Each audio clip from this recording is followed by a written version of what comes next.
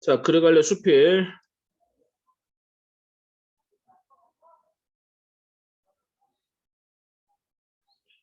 자, 수필의 특징.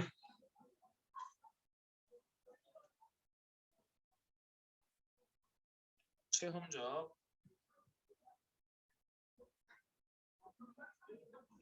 회상적,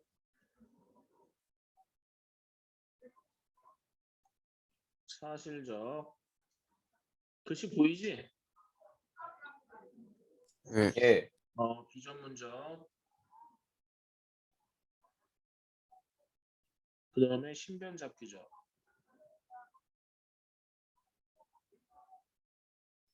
신변잡기적이라는 말은 소재가 다양하다는 뜻이야. 어떤 것도 글의 재료가 될 수 있다는 뜻이겠지. 그 다음에 주관적. 그 다음에 내용과 형식이 자유롭다.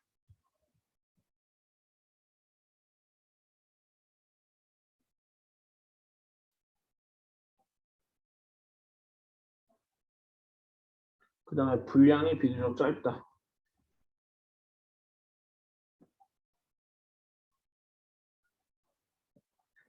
그 다음에 개성적. 글쓴이의 체험을 바탕으로 글쓴이의 생각을, 느낌을 나타낸 글이기 때문에 개성적인 선택이 강하다. 이 수필의 개념은 글쓴이가 직접 체험을 바탕으로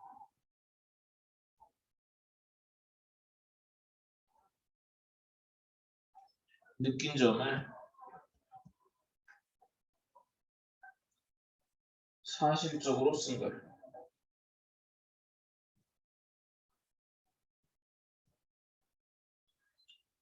이 수필의 개념 알아두시고. 다 적었니? 예. 넘겨? 넘겨도 돼? 아직 안 되는 사람 있어? 없지?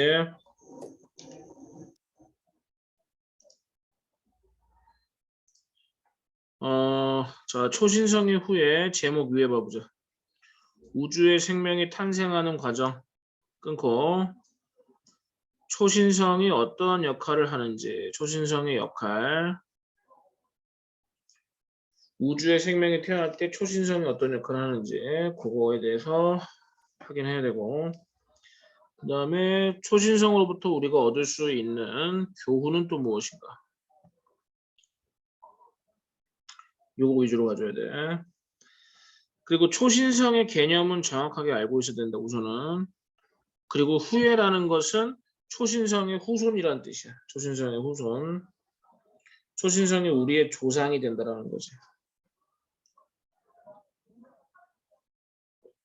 자, 그래갈래는 수필. 성격은 성찰적, 자신의 삶을 돌아본다. 사색적, 그러면서 자신의 삶을 돌아보면서 생각에 잠기게 한다.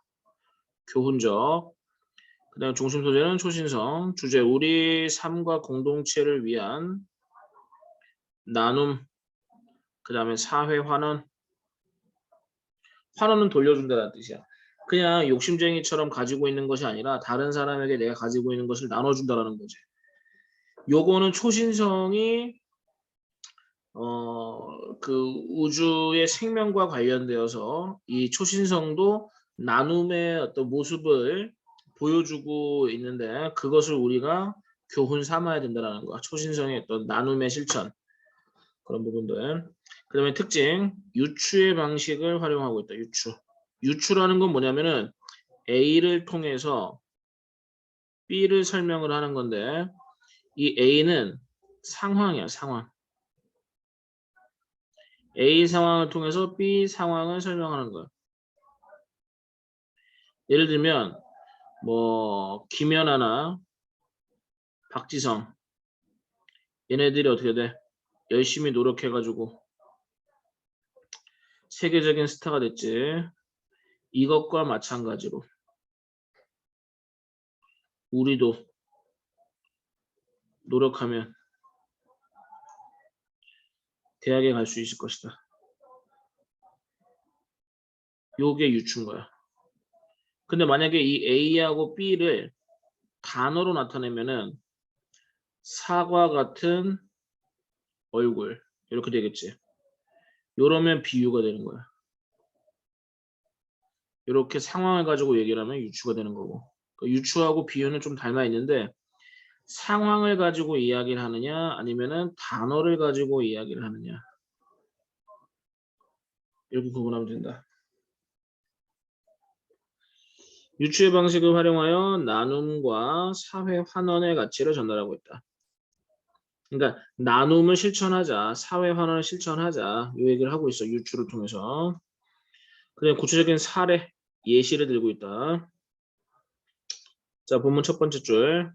학생은 박씨이군요. 그럼 본은 어디입니까? 본. 이 본은 어떻게 얘기를 하는 거야? 뭐 경주 김씨, 뭐 밀양 박씨 이렇게 얘기를 하는 거야. 저는 본이 경주입니다. 뭐 밀양입니다. 경주 김씨입니다. 밀양 박씨입니다. 이렇게 얘기를 하는 게 본을 물어보는 거야. 서윤이는 본이 어디야? 저 풍양입니다. 와우. 민재. 하만조요. 어? 하만조. 지우는? 잘 모르겠어요. 아니, 지금은 몰라도 되는데 나중에는 알아야 되겠지. 주현이는? 저도 잘 모르겠어요. 물어봐. 어른들한테. 본은 땡땡입니다. 본이 어디라고요? 땡땡입니다. 본이 어디입니까? 내가 세 번째 같은 질문하던 학생이 어리둥절해한다. 왜? 똑같은 질문 세 번 하니까는 저 사람이 뭐 밥을 잘못 먹었나, 뭐 약을 잘못 먹었나 이런 생각이 들겠지. 그래서 어리둥절해 하는 거야. 이상하니까.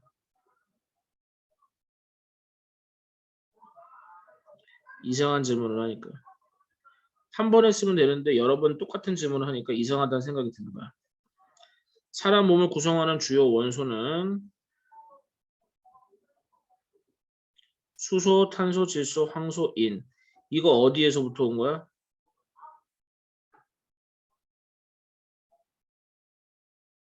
우주에서 온 거야. 그러니까 이 사람이 지금 이제 학생한테 본이 어디냐고 세 번 물어본 그 의도는 너네들은 본이 뭐 경주니 뭐 함양이니 밀양이니 그게 아니라 우주. 니네는 근본적으로 따지면 우주에서 온 거야 라고 얘기를 하고 싶었던 거지. 일종의 농담 같은 거야. 원자 개수로 치면은 수소가 전체의 63%, 질량으로 치면은 산소가 전체의 26%를 차지하는 으뜸 원소이다. 철, 마그네슘, 나트륨과 같이 적은 양의 중 꼭 필요한 원소들도 여러 있다. 그러면 이런 원소들은 어디에서 왔을까? 자, 문답법. 궁금증 유발. 뒤에 이어질 내용을 예상할 수 있게 한다. 여기까지 질문.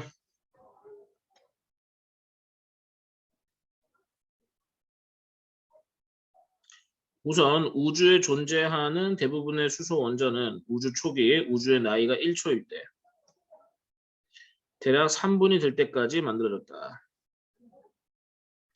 자, 수소 원자는 우주 초기에 만들어졌는데 그 우주 초기가 우주의 나이가 1초일 때부터 대략 3분이 될 때까지. 이게 우주 초기인 거야. 빅뱅 이론을 정립한, 빅뱅은 이제 폭발하는 거지. 정립한 조지 가모 교수는 뜨거운 초기 우주에서 초기 우주는 매우 뜨겁다. 특징. 작은 입자들이 고속으로 만나 어떻게 수소와 헬륨 원자핵을 최초로 만든지를 밝혀내었다. 자, 요게 그 조지 가모 교수의 업적. 우리 몸의 핵심 요소이자 기구를 띄우기 위해, 기구는 그 열기구를 말하는 거야. 종종 집어넣는 기체이고 미래 자동차 연료로 주목을 받고 있으며 그게 뭐겠어? 수소겠지. 우주 전체 물질 질량의 70%를 차지하는 수소. 자, 여기 보면은 숫자가 되게 많이 나와. 63%, 26%, 70% 이런 거 선택지에서 뭐라고 언급할 수 있냐면은 구체적인 수치,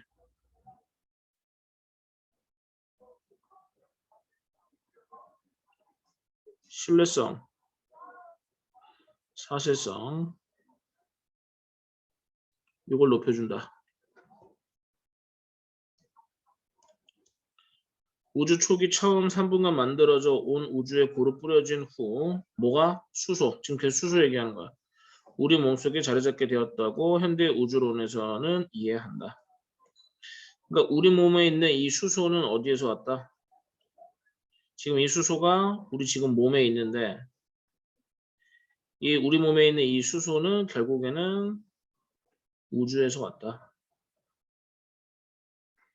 그러니까는 우리 몸의 뿌리는 우주다라는 거지.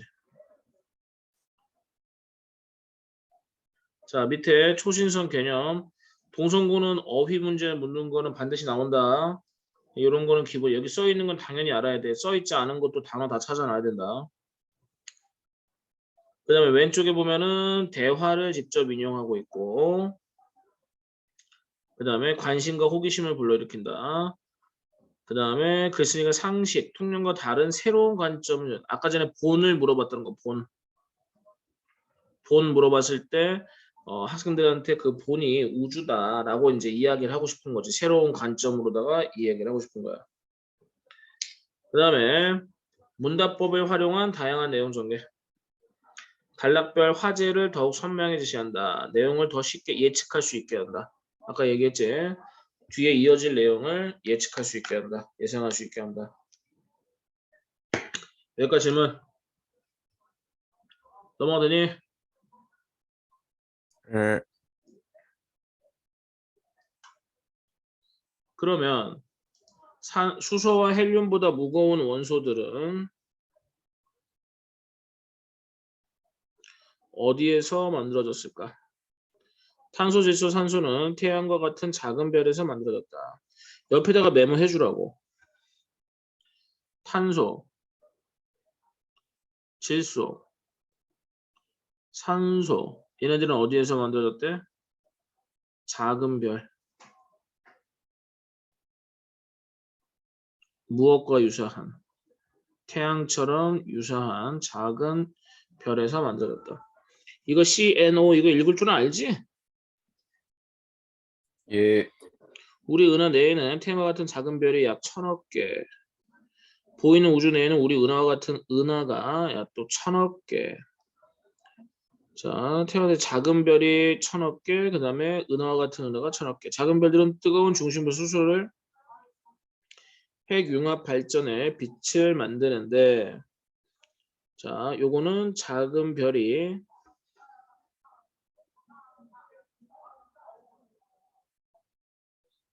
빛을 만드는 원리.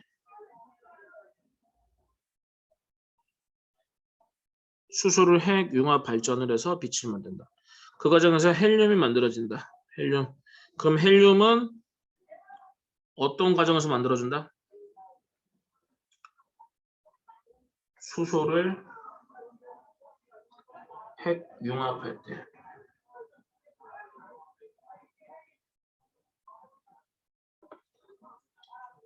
이렇게 부분적으로 끊어서 봐주란 말이야. 수소가 고갈되면, 수소가 없어지면 헬륨을 핵융합해서 탄소를 만든다. 그럼 이 탄소는 어떻게 만든다라는 거야? 정리하면 우선은 산소가 고갈되고 산소가 고갈됐을 때 헬륨을 융합해서 헬륨을 핵융합해서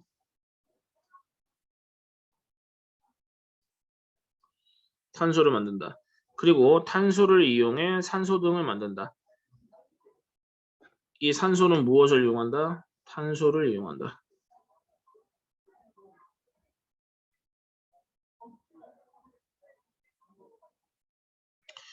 이렇게 만들어진 원소들 일부는 우주 공간에 퍼져나가고 자, 경우의 수 1번 일부는 수명을 다하는 별의 핵을 이루며 최후를 장식한다. 작은 별의 최후는 죽는 거야. 주로 단단한 탄소 덩어리일 것으로 생각이 된다. 확실하진 않고 추측.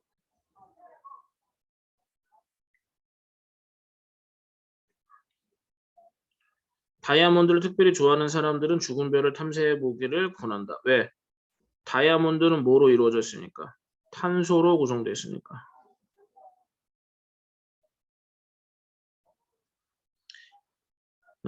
그래서 경도가 매우 높다라는 것은 매우 단단하다는 뜻이야. 경도가 높다라는 것은.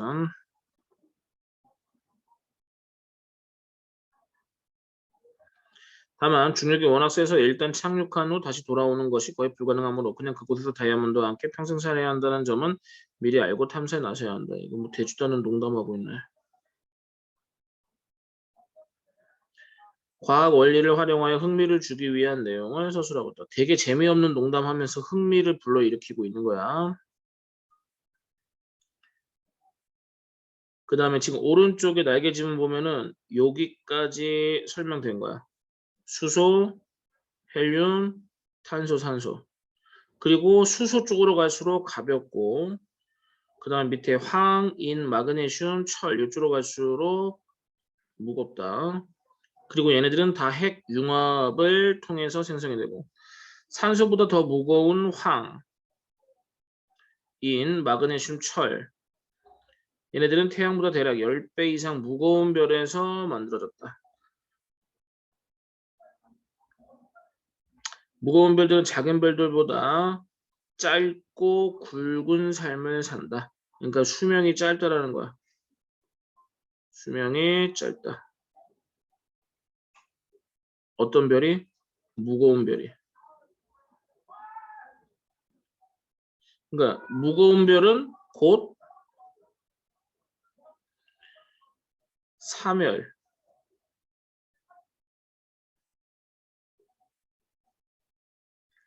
것이라는 걸 알게 되겠지.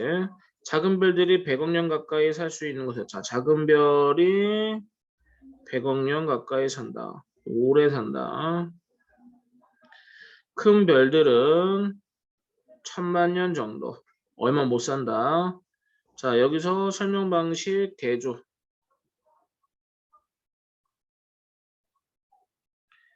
작은 별들, 가벼운 별들은 오래 살고 무거운 별들, 큰 별들은 얼마 못 산다. 워낙 내부가 고온으로 올라가기 때문에 산소보다 무거운 원소들도 연료로 쓸 수 있다. 자, 짧게 산다. 1번. 내부가 고온이다. 2번. 산소보다 무거운 원소들도 연료로 쓸 수 있다. 3번. 요거 무거운 별의 특징이야.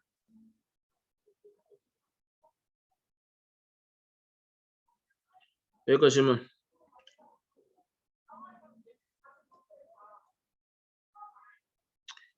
그래서 훨씬 다양한 핵 융합을 통해서 4번 다양한 무거운 원소들을 만든다. 5번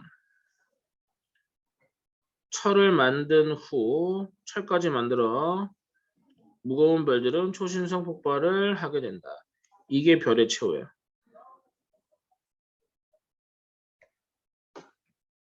그러니까 별은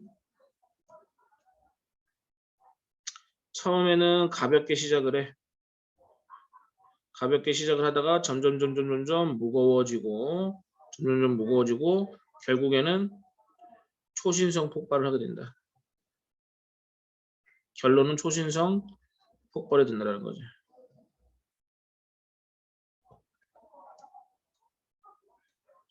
질문. 다음에 자 왼쪽에 보면은 다음 페이지 86쪽에 날개짐은 반드시 짚어라. 이거는 읽기 전, 읽는 중 어떤 활동을 해야 되는지 묻는 문제가 반드시 나오기 때문에 그런 것들은 여러분들 알아서 짚어두세요. 근데 이거는 너무 쉽기 때문에 굳이 설명 안 하는 거고 근데 안 나오기 때문에 설명 안 하는 게 아니야. 너무 쉽기 때문에 여러분들이 보라고 얘기를 안 하는 거야. 자, 그다음에 큰 별이 초신성 폭발과 함께 일생을 마감할 때 일부 물질은 일부 물질. 이제부터는 초신성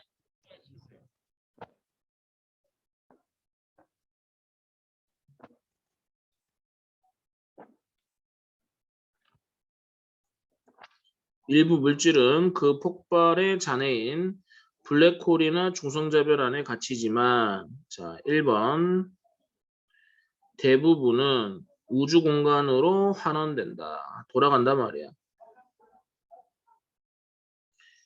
요걸 배워야 되면 환원된다. 우리가 그래서 초신성 폭발을 통해서 얻을 수 있는 교훈인 거지. 나눔, 환원. 우리가 가졌던 거 사회에 돌려주라는 거지. 만일 초신성이 자기가 만든 귀한 원소들을 우주에 나눠주지 않는다면 어떤 일이 일어날까? 문답법. 그 이후에 태어난 젊은 별은 초기 우주가 만든 수소와 헬륨 등 그렇게 단순한 원소 외에는 갖지 못한 채 태어나게 될 것이다. 나누어주지 않는다면 파란색 잘 봐. 극히 단순한 원소 외에는 갖지 못한 채 태어날 것이다. 젊은 별은. 이 얘기야. 그러니까 이거를 거꾸로 생각하면은 어떻게 되겠니? 우리가 나눔이나 환원을 하지 않으면 우리 후손들 매우 결핍된 삶을 살 것이다.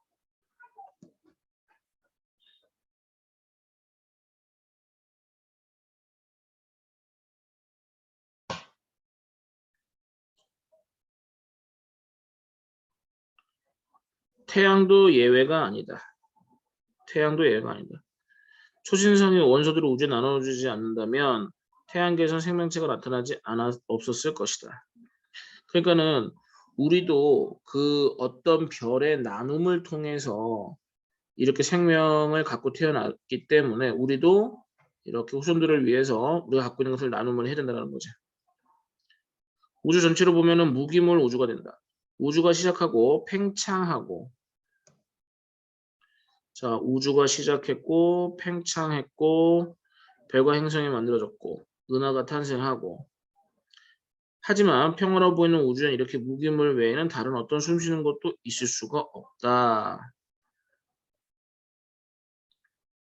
뭐 하지 않았을 때? 나눔이나 환원이 이루어지지 않았을 때. 이건 매우 비극이다라는 거지. 생명이 없는 우주. 이것도 비극인 거야. 결국엔 뭐야? 나눔이나 환원을 하자라는 거야. 초신성 폭발에서 생명체가 만들어진 것처럼. 결국 우리 몸속에 원소 가운데 수소는 축유의 우주가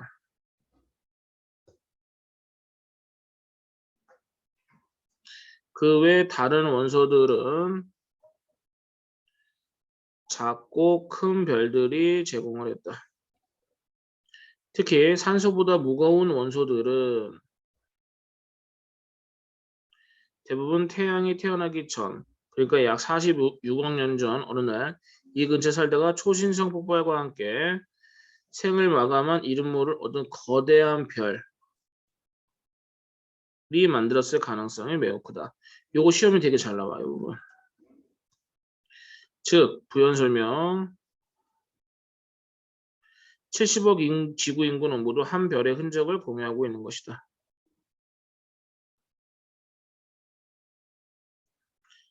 한 별의 흔적을 공유하고 있다. 70억 지구 인구는.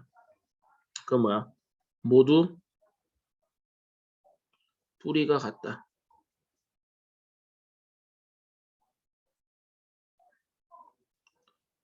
어디서부터? 우주, 별 이런 애들한테서 왔더라는 거지. 이 말을 두고 우리는 모두 한 우주 안에서 태어난 형제라고 우기는 것과 뭐가 다르냐고 누군가가 따진다면 달리 변명할 도리는 없다. 뭐 한 다리 건너 한 다리 뭐 친척 관계가 된다는 거지. 그리고 신기하지 않은가? 우리 몸의 구성 요소를 이렇게 살펴볼 수 있다는 것이. 이점 설명하면서 학생이 다시 묻는다. 아까 처음의 질문처럼. 학생의 본은 어디입니까? 지혜로운 우리 학생은 곧 수줍게 답한다. 초신성입니다. 자, 이것은 이 사람의 설명을 잘 이해했다는 뜻이겠지. 우리 사회에도 자 확대 적용하고 있어. 확대 적용시키고 있고 그 다음에 교훈을 주고 있어. 교훈. 우리 사회에도 종종 초신성 같은 역할을 하는 사람이 있다. 긍정이야 부정이야? 긍정, 긍정이지. 왜? 나눔, 환원을 하는 거야 안 하는 거야? 하는 것, 하는 거지. 땀 흘려 이룩한 재화, 기술, 지식, 능력 등 다 이것들 뭐야? 나눔의 요소들.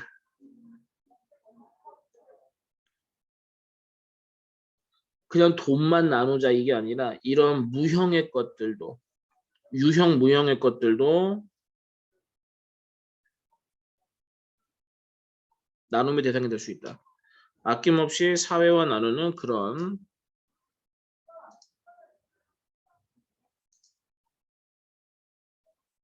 사람들은 나눔으로 수많은 사람들을 살리기도 한다. 그건 뭐야? 그렇게 살자라는 거겠지. 자연의 섭리가 인간 사회와 닮은 예 가운데 하나이다. 아무래도 인간이 자연의 섭리를 닮은 게 맞겠지. 언젠가 우리 대학교에 강사로 오신 한 연사께서 강연을 다음과 같이 시작하셨다고 한다. 여기 앉아 계신 여러분이 아무것도 안 하고 산다면 여러분은 평생 5천 명의 노동에 기대어 살 가능성이 큽니다. 하지만 여러분이 열심히 살면 오히려 5천 명을 먹이는 삶을 살 가능성이 크지요. 여러분은 어떤 삶을 살겠습니까?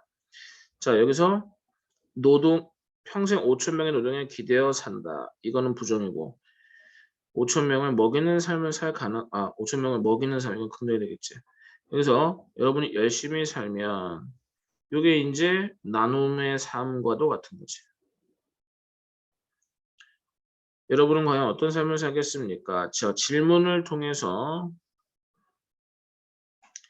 행동 변화를 유도하고 있다. 설득, 유도. 어떤 뭐 설득을 하는 거야? 나눔을 실천하자. 나는 이 이야기를 들을 때 우리도 꼭 초신성 같구나 생각했다. 초신성에 출발해서 그런가? 초신성이 그저 폭발만 한다면 엄청난 충격을 일으켜 주변을 망가뜨리는 결과를 낳을 것이다. 하지만 초신성은 폭발을 통해서 중요한 원소들을 우주에 환원 돌려준단 말이지. 오히려 우주의 생명의 씨앗을 뿌리게 되는 것이 아닌가. 당신은 초신성으로 살고 싶은가? 초신성처럼 살라는 뜻이겠지. 자, 서리법 쓰였고 초신성과 같은 삶을 살아야 한다라는 주제 메시지를 전달하고 싶다. 자, 여기까지. 자, 오른쪽에 날개짐은 정리하시고 밑에 있는 내용들도. 자, 여기까지 질문.